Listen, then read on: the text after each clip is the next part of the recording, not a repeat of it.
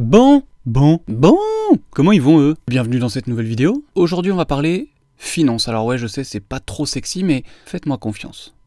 Générique. Ça parle de briques.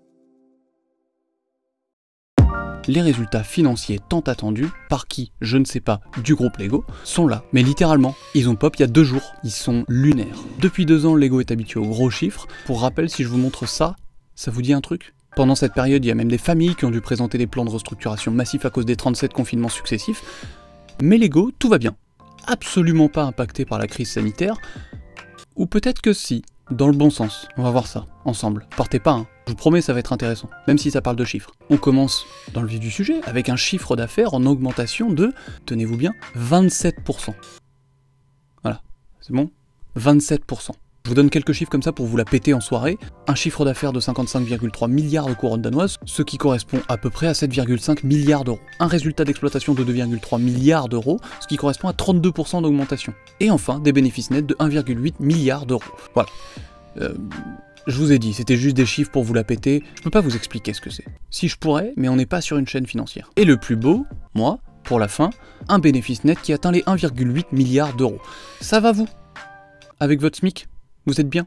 Tout le monde aimerait avoir les mêmes rendements. Acheter de la crypto. Vous avez entendu? Il y a un gars qui a dit un truc, mais je sais pas où il est. Écoutons notre bon vieux Nils Christiansen, PDG du groupe. D'ailleurs, il a le même nom que le créateur de la marque. Mais il est pas de la même famille, je crois. Impossible de trouver la confirmation ou l'infirmation. Vous aurez appris un mot, infirmation. Ou alors peut-être pas, vous le connaissiez peut-être déjà en fait. Parce que moi j'ai toujours tendance à penser que je sais des choses alors que c'est vraiment jamais un truc de ouf. J'ai une théorie à ce sujet. Soit tous les gens qui naissent au Danemark ont une forte chance de s'appeler Christiansen, ce qui est à la fois réducteur et cliché, donc un peu raciste, soit la coïncidence est présente. Alors après une courte recherche, un peu moins de 30 000 personnes se prénomment Christiansen au Danemark, ce qui fait moins de 1%. Je vous ai dit que j'aimais bien les chiffres, les problèmes, les mathématiques, tout ça. Je vous l'ai déjà dit ça. En revanche, toujours aucune information sur son affiliation ou non au Christiansen. Tah, l'époque, toi-même tu connais.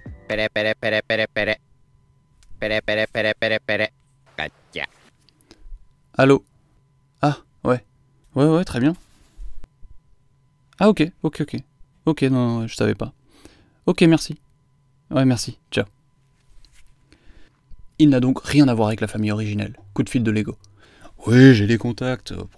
Suite aux résultats du premier semestre 2021, il déclarait déjà: nous sommes très satisfaits des progrès que nous avons réalisés dans tous les domaines de l'entreprise. Notre performance a été portée par une forte demande pour notre portefeuille, le nôtre aussi, qui a attiré de nouveaux constructeurs vers le Lego. Nous avons également constaté les avantages d'investissement pluriannuel dans le commerce électronique, l'innovation, le développement durable et notre réseau d'approvisionnement mondial. Notre solide performance financière permet désormais d'accélérer les investissements stratégiques dans le développement durable et la numérisation. Parmi ces investissements, celui de l'expérience client future dans leur magasin, mais je vous en reparlerai dans une prochaine vidéo, soyez-en sûrs. Abonnez-vous et mettez la cloche comme ça vous le saurez. Donc en gros, ce qui se passe, c'est que pendant que tous les commerces ramassent leurs dents à cause de la Covid-19, et mettront sûrement des années à s'en remettre, s'ils n'ont pas déjà fermé depuis, Lego, eux, ils investissent tranquillement. Ils ont suffisamment de thunes pour investir. Mais tout va bien pour eux, je vous l'ai dit. En effet, Nils se permet, il a le droit, c'est le roi, de souligner que cette croissance à 2 chiffres est là malgré des investissements importants dans des initiatives majeures à long terme. Donc le gars, non content de ces chiffres stratosphériques, annonce à tout le monde: j'en ai encore sous le pied. Je me suis permis de faire quelques petits investissements à droite à gauche comme ça pour la suite, mais quand même, je vous fume large. Tous. Ok? Et moi du coup j'ai un peu cherché, et j'ai retrouvé en ligne sa lettre de vœux qu'il a envoyée à tous les dirigeants de grands groupes de jouets pour 2022. Je vous la lis. Je ne vous souhaite rien pour l'an 2022.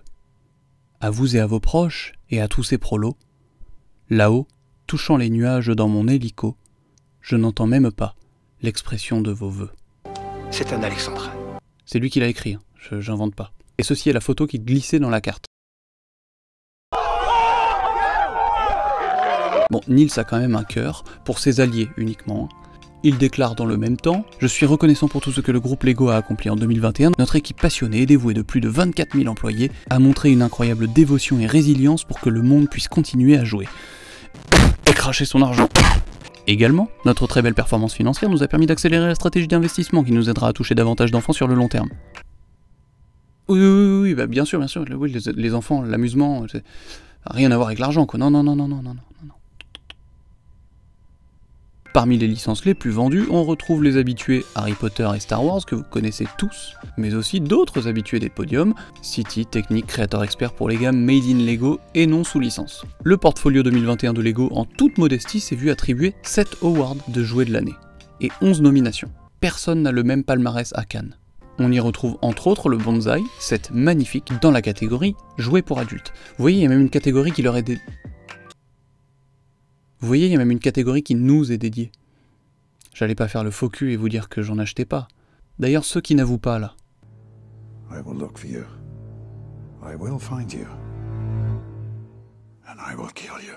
En vrai, ce que Lego a fait durant ces années de pandémie est assez fort. Je pense ne pas trop m'avancer en disant que le marché des jouets en ligne était ultra lucratif durant la crise sanitaire. Comme tous les business en ligne, mais celui-ci particulièrement pendant que tout le monde était à la maison. Aussi bien pour occuper les enfants qui avaient fini les manuels de maths des 3 prochaines années qui s'amusaient à faire chier papa et maman en télétravail, que pour les célibataires qui tournaient en rond dans leurs 17 mètres carrés parisiens à boire des bières et acheter des pâtes quand tout le monde respectait encore les règles, au premier confinement seulement, ou encore pour détendre les adultes et jeunes cadres dynamiques de 25 à plus l'infini ans, qui avaient passé une bonne journée de merde à passer de visio en visio, appelé call ou meeting, parce que ça fait mieux. Visio qui ne servait la plupart du temps qu'à se raconter les journées toutes semblables, ou à se partager des recettes avec ce qui restait dans les commerces environnants, des pâtes au fromage et à la sauce tomate par exemple.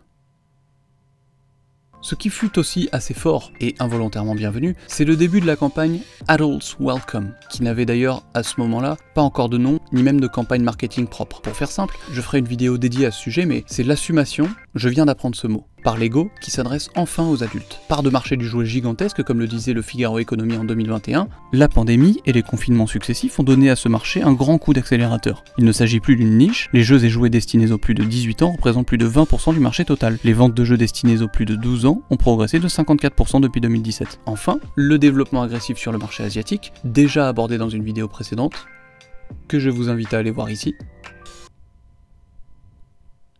n'y est pas pour rien. Un savant jonglage entre les confinements et déconfinements mondiaux pour coupler les ventes en ligne à celles en magasin lorsque ceux-ci rouvraient ou fermaient, un coup en Asie, un coup en Europe, un coup en Amérique. Franchement, ça arrêtait avec Lego. Ainsi, les ventes ne se sont jamais vraiment arrêtées pour Lego, après que le groupe ait trouvé une façon de fonctionner et d'approvisionner leurs différents circuits de production, durant cette crise qui les a forcés à fermer, dans un premier temps, certaines usines, comme le déclarait toujours ce bon vieux Nils, en 2021. Notre croissance d'une année sur l'autre a bénéficié de moins de restrictions liées au Covid par rapport à 2020, nos usines ayant fonctionné sans interruption et la majorité des magasins de détail ayant rouvert. Ces ventes se sont en fait multipliées, comme si un appel à la consommation était resté terré depuis trop longtemps, comme si un drogué n'avait pas eu sa dose depuis trop longtemps, comme une dépendance au plaisir qui n'aurait pas été abreuvée depuis trop longtemps. Putain, je me suis saucé, hein. Je suis poète, je vous l'ai pas dit. Petit alexandrin par-ci, puis un petit texte un peu philosophique comme ça là.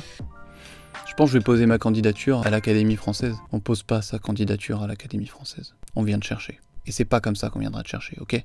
T'es qu'une merde. Tu m'entends? Pardon, je me parle à moi, Petit disclaimer, ces avis exprimés ne sont que pure réflexion, et je ne prétendrai jamais, au grand jamais, avoir la parole sainte, ou même la science infuse. Je ne formule que des pensées, mixées à des connaissances, que je consolide avec des recherches en ligne à la portée de tous. Ces avis sont donc là, prêts à être débattus ou complétés. Je vous invite à le faire dans les commentaires, juste en dessous, pour le référencement et l'interaction aussi. Mais en vrai ça m'intéresse. En vrai ça m'intéresse. Je vous laisse là, on se retrouve la semaine prochaine pour une nouvelle vidéo. Bisous.